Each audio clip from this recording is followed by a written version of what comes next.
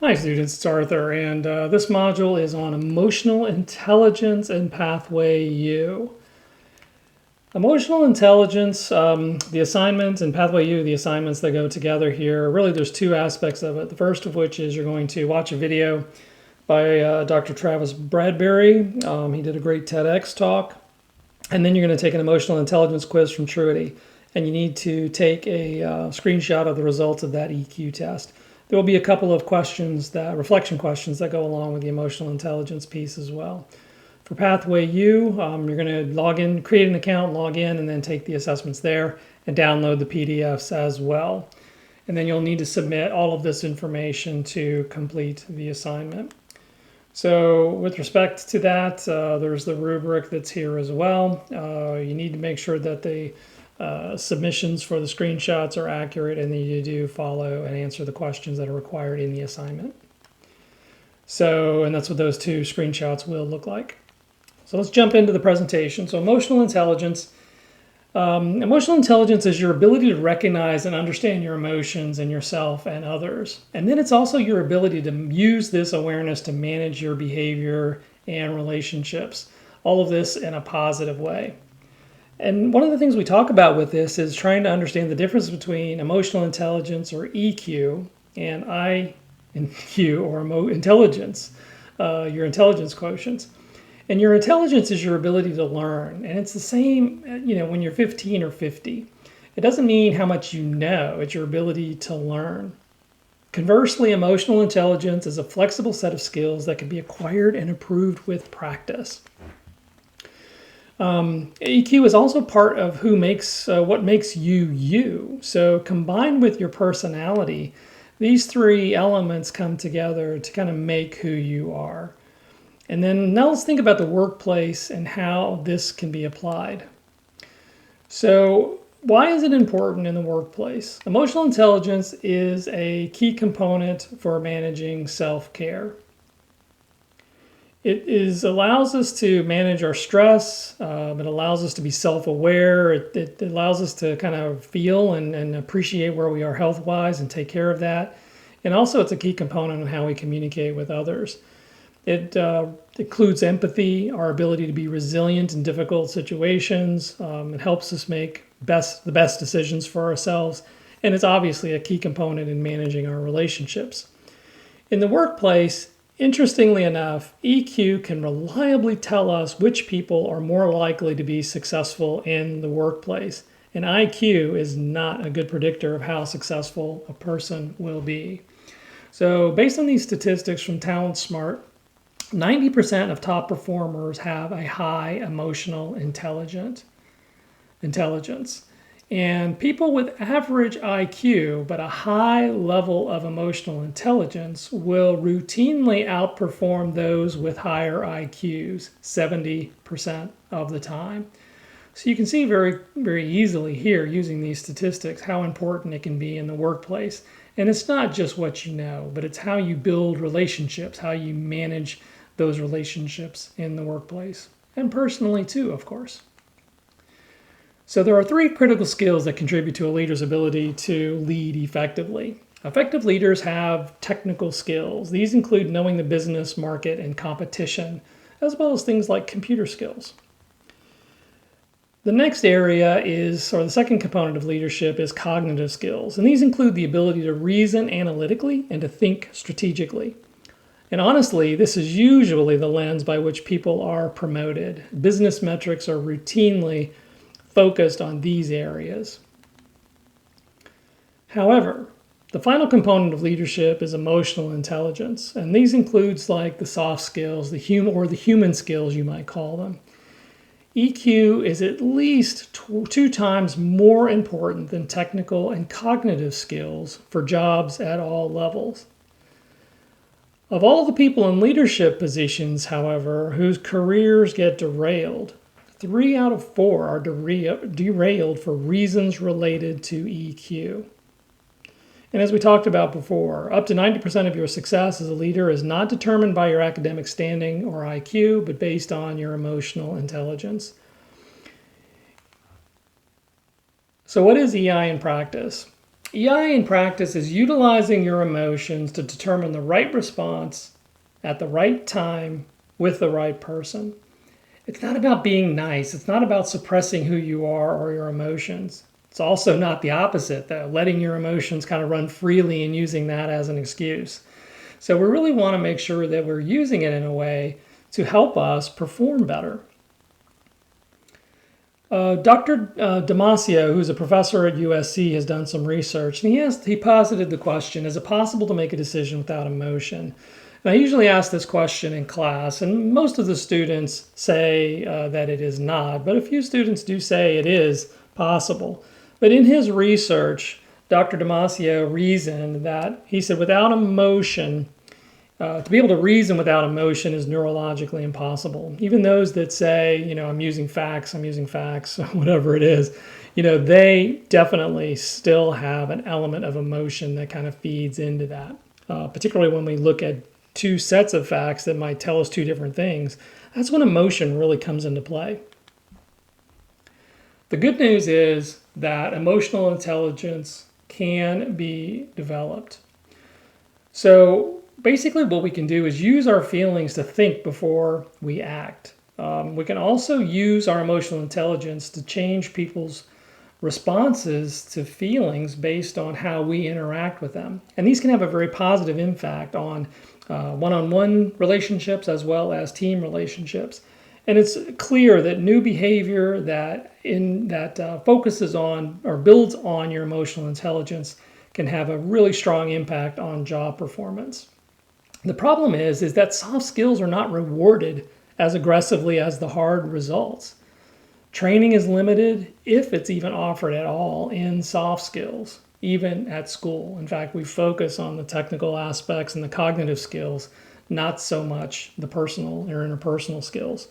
However, EI is the foundation for a host of a ton of critical skills, and a little effort spent on increasing your emotional intelligence can have a wide-ranging positive impact on your life and in your job search. We talked about already, 90% of top performers are high in EQ. And even though you have a high EQ, that doesn't guarantee success. 20% of the bottom performers are high in EQ. But it's about a combination of your emotional intelligence, your IQ, and your personality, as we talked before. However, with a little effort, this can have a big impact on your ability to succeed in the workplace. And it's been shown that people with high EQ relative to those who do not have that make a significant amount of money more per year than their counterparts. So this, if you know anything else, kind of learning and understanding yourself can have a positive impact on your earning potential in your career. There's 4 elements of the emotional intelligence competency framework. And all of this comes from Talent Smart EQ, which is Dr. Bradbury's organization.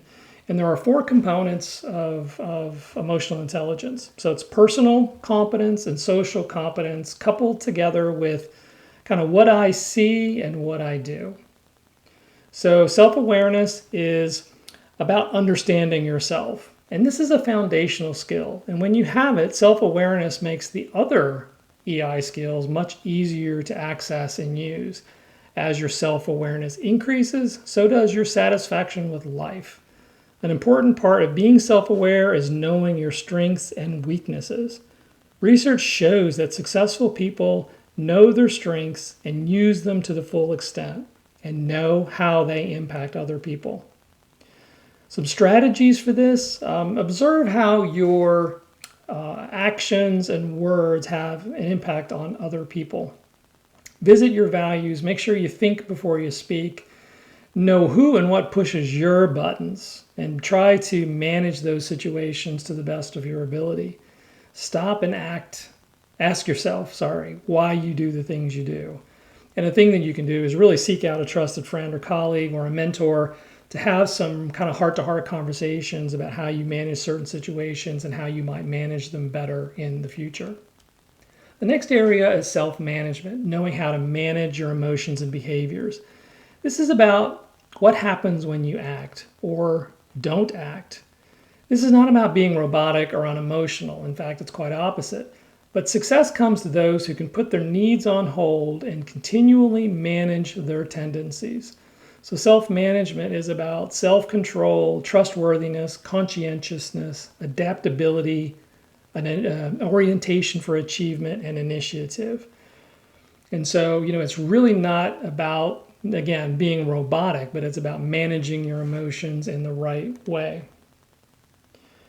Some strategies around this. It's about taking control of your self-talk, being able to understand, when you are in a situation where you might react inappropriately, counting to 10, being more positive and smiling more, laughing more. But it's also about seeking to learn a valuable lesson from everyone you encounter and understanding that you and the other person have a mix of all of your emotional intelligence, and how you communicate and interact with each other has an impact on how you are able to manage yourself. The third area is social awareness, or your ability to understand others. And as the first component of social competence, social awareness is a foundational skill in this area. Your ability to recognize and understand others' opinions and the emotions that come with them is really critical to the quality of your relationships. It's kind of like putting yourself in the other person's shoes, taking the time to really understand his or her point of view. Whether you agree with it or not, this is what social awareness is all about. It's about how you stay focused and absorb critical information. And listening and observing are the most important elements of this particular category. How to manage this or increase your social awareness? Well, certainly listening. Good listeners really have a good, strong social awareness. They also take advantage of some things. They greet people by name. They live in the moment. The key thing about listening to understand, not listening to persuade or listening to respond. And again, we talked about stepping in their shoes, trying to be able to understand their point of view. The final area is relationship management, how you manage relationships with others. This is kind of categorized as maybe a social skills. Building relationship includes various skills. We talk about influence, leadership, developing others, communication, being a catalyst for change, how you manage conflict, how you build bonds with people, teamwork, and collaboration. These are all elements of social skills. And this often taps into your abilities in the other EI skills, self-awareness, self-management, and the social awareness. This is the bond you're able to build with others over time. And people who manage relationships well are able to see the benefit of connecting with many different people, even those they are not fond of. Diversity is sought out. Diversity is maximized with these people. And you can learn to improve this. Be open and curious. Listen to understand as well. And then take feedback from others. Listen to understand how you have an impact on them. That will go a long way to building and nurturing trust with others. This will also help you how to tackle a tough conversation, which we happen all the time. And then also it'll help us to show empathy and be earnest in all situations. So it's really critical to pay attention to yourself and the impact you have on others. And research shows that people can improve their EI when these things are present. You have a strong motivation to learn or change. You practice new behaviors consistently. They seek feedback on their own behavior also consistently. And they work on practicing and developing new behaviors that they know can have an impact on others. Let's move to Pathway U now. So with the assessment results, you're going to go through the process of doing the Pathway U assessment. It's going to assess you in 4 different categories, and we're going to talk about these. So what it's going to hopefully do for us, it's going to help us identify what our preferences are in these different categories. And Pathway U has a wonderful algorithm that allows us to use this information to help us guide our career choices. This was not going to tell us what we should do, but it's going to provide ideas that hopefully will align with our preferences. So what's going to be measured in these 4 areas? So we're going to measure these 4 areas, and as I said, these things are not etched in stone, but your tendencies in these categories. And each category is going to have a fairly balanced output. You can see from this example it's fairly balanced, but generally 1 to 3 of these scores are going to be higher than the others. And that's going to speak to the tendencies you have in each of these areas. So let's talk about those areas. The first is interests. And this is your preference for certain types of work activities. This can describe both individual interests and typical work activities for a given role. But one thing that we want to impress upon you is that you're not just 1, 2, or 3 of these things. In fact, most of us live within all 6 of these areas, or all of the areas in each of these categories. But we do have a tendency to favor 1 to 3 of these in our lives. In the interest categories, I'm not going to go through these in detail, but you'll see these in the presentation. And for instance, in this category, there are 6 subcategories within interests. The realistic people, who are the doers. We have the thinkers. We have the creators. We have the helpers, persuaders, and organizers. So these are very common themes that you see in a lot of these personality assessments. And this will give you a sense of kind of where you reside on the spectrum for the interests. Then we move on to personality.